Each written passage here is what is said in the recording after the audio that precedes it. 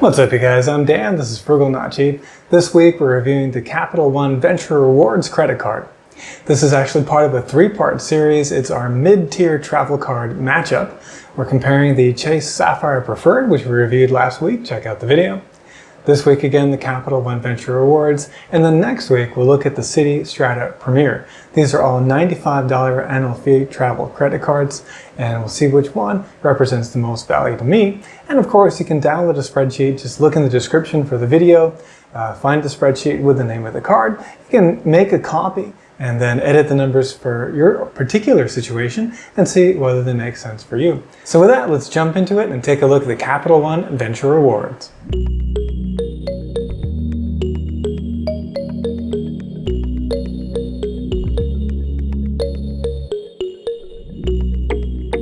So longtime viewers will know that my preferred credit card strategy is actually using a more premium travel credit card, and that's the CapitalOne Venture X paired with the CapitalOne Savor card. Anyway, one of the things that I love about the CapitalOne Venture X is that it's very straightforward. Unlike the Chase Sapphire Reserve, which got a refresh, and the American Express Platinum, which also got a refresh. These have huge annual fees, but they also have very long coupon books from which you're meant to get value. By contrast, the Venture X is a very straightforward, simple card.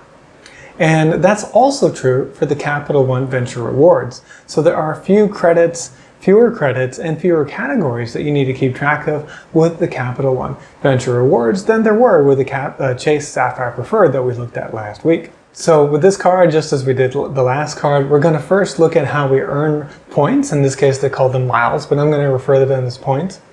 Then we'll look at any credits that are involved, and then we'll subtract the annual fee from the total value that we see there and come up with the net value.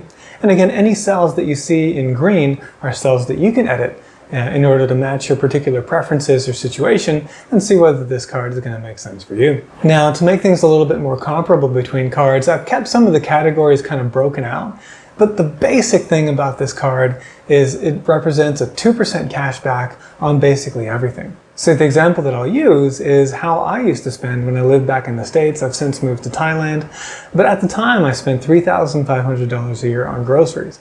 Again, we earn 2% because we earn 2% on basically everything with this card. And so that's going to be $70 in points. Then we've got dining. I spent $2,000. Again, this is 2% for $40. Then on streaming services, I used to spend about $100 and at a 2% rate. That's $2, of course. And again, you don't have to keep track of any of these. This is just all 2% spending. The only one you do have to keep track of is portal travel. So when you book travel on the CapitalOne portal, which is a quite good portal, and I find in general the prices to be pretty competitive, you get to earn 5%.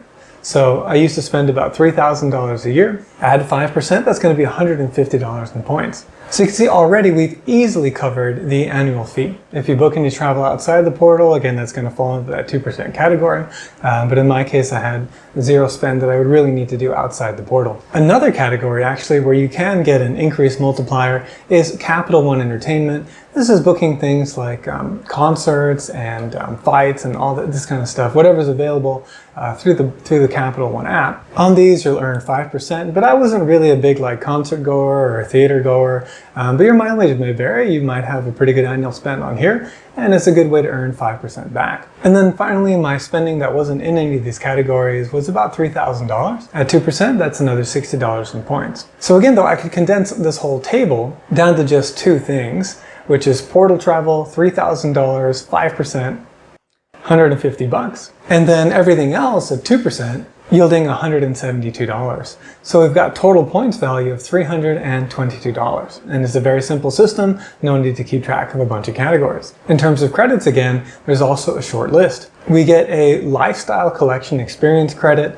So this is for hotels that are within the lifestyle collection on the CapitalOne portal.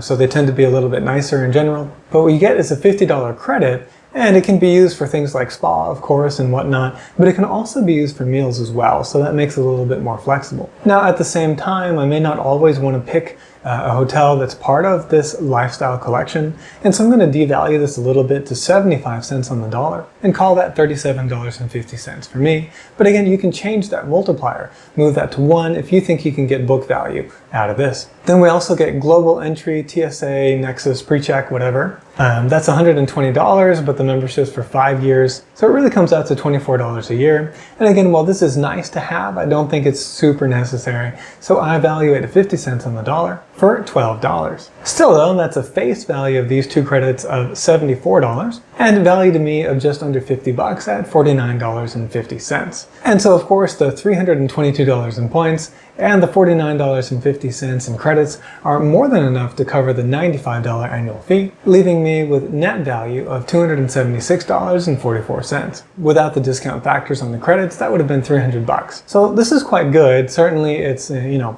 positive value represented by this card given my spend, and yours might be even higher. And I do really like that the card is quite simple.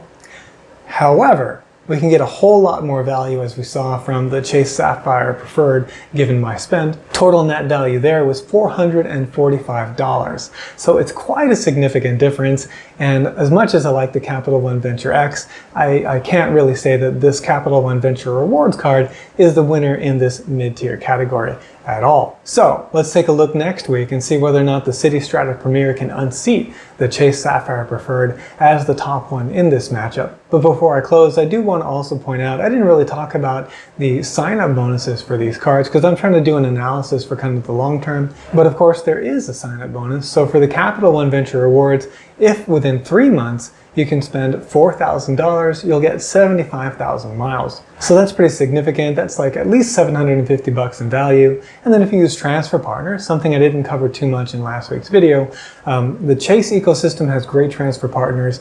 Capital One transfer partners are quite good as well. In general, maybe valued a little bit less good than Chase, but both pretty solid options. And as of this filming, by the way, I'm seeing a really strong sign-up bonus for that Chase Sapphire Preferred card, 100,000 points, if you spend $5,000 within 3 months. So a bit harder to hit, but that's a really, really strong welcome bonus. So with that, hope you enjoyed today's video and found it helpful. If you did, please hit the like button, consider subscribing. Thank you very much for watching, and I'll see you in the next video.